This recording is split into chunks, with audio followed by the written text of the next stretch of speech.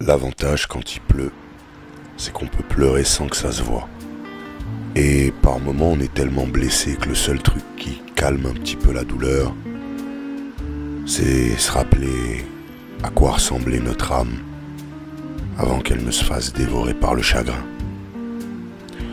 Quand on était insouciant, avant que le cœur ne soit passé au hachoir, quand l'intérêt des choses qu'on découvrait arrivait aisément à nous faire avancer, avant que le pire ne soit pas d'en mourir, mais d'y survivre.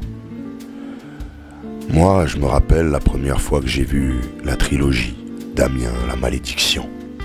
Je suis immédiatement devenu un inconditionnel des 3 premiers films, qui me renvoyait à chaque fois à lire l'Apocalypse, et que personne ne put acheter ni vendre sans avoir la marque, le nom de la bête ou le nombre de son nom.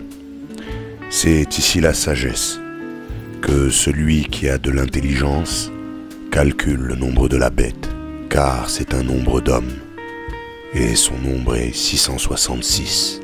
J'aimais bien, mais bon, en 2024, vu la qualité de ce qu'on propose, on va faire le taf.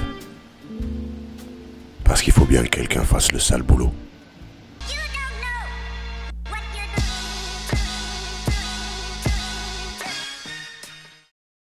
Connard! Monsieur, connard! Salut à toutes, salut à tous, bienvenue dans la vie du connard en vidéo, je suis Joseph Ali et j'ai été regarder La Malédiction, les origines d'Arkacha Stevenson. Vamonos!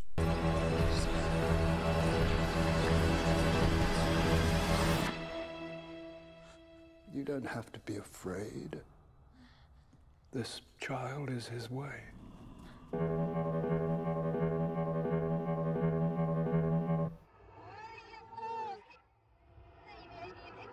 Préquel à La Malédiction de Richard Donner de 1976, le film nous raconte l'histoire de Margaret, donc une jeune orpheline devenue bonne sœur qui rejoint un orphelinat, congrégation catholique en Italie. Elle va rencontrer une jeune fille qui lui rappelle un petit peu elle-même lors de son enfance et sa préadolescence, mais avec pas mal de petites choses étranges et même morbides. Au niveau de la photographie, alors on a une volonté de mélanger un petit peu ce qui s'était fait avec le premier et le deuxième film. Rien de vraiment ouf, hein. Il y a un lutte assez facile finalement, rétro années 70, mais bon, que même vous sur votre PC vous pouvez l'avoir. Pas vraiment de recherche poussée, mais c'est loin d'être moche. C'est même plutôt joli à regarder. La caméra est bien tenue et même si c'est vrai qu'il n'y a pas de plans très originaux, il n'y a aucun plan vraiment marquant, c'est plutôt propre. Par contre, il y a un gros problème d'équilibre en termes d'étalonnage entre certains extérieurs, certains intérieurs, même entre des intérieurs entre eux. Il y a eu 2-3 moments où en fait j'ai trouvé qu'il y avait un souci où l'étalonnage correspondait pas et ça m'a vraiment gêné. Donc ça ouais, par contre non, pas bon. Au niveau de la réalisation, alors on sent que c'est le premier film de la réalisatrice, c'est son premier long métrage. Par contre, bon, mais il y a de bonnes intentions, pas mal de cohérence aussi dans ses choix, dans les choix de ses plans, des bonnes inspirations, de bonnes initiatives, des petites tentatives de recherche un petit peu qui passent bien. Le rythme est plutôt bon, le montage aussi. Donc non, pour une première réalisation de long métrage, c'est plutôt propre, même si c'est vrai qu'il y a quelques imperfections. Au niveau de la mise en scène, alors c'est plutôt bon.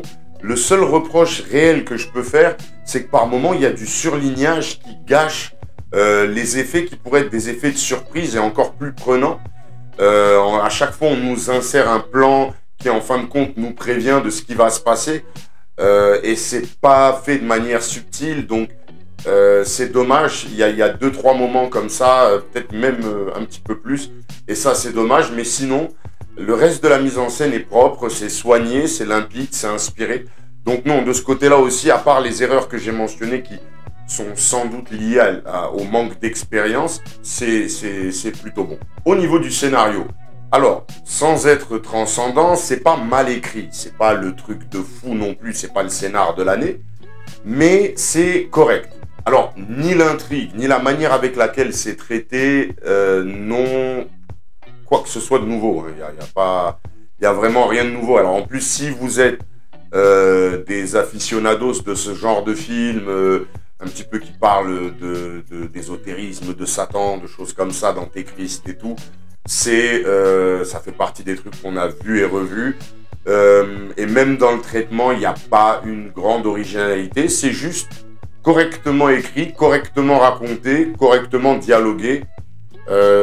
Ça passe. Au niveau du casting, eh ben, Nell Tiger-Free, elle est très intéressante. Elle propose quelque chose de très juste, de très bon. J'ai apprécié le travail qu'elle a apporté, donc franchement c'était vraiment pas mal. Sa collègue, l'italienne, un petit peu olé olé, qui capte très bien la lumière, très bien même la lumière. Elle me rappelait une jeune fille de Borny à Metz que j'ai très bien connue et que j'ai du mal à oublier.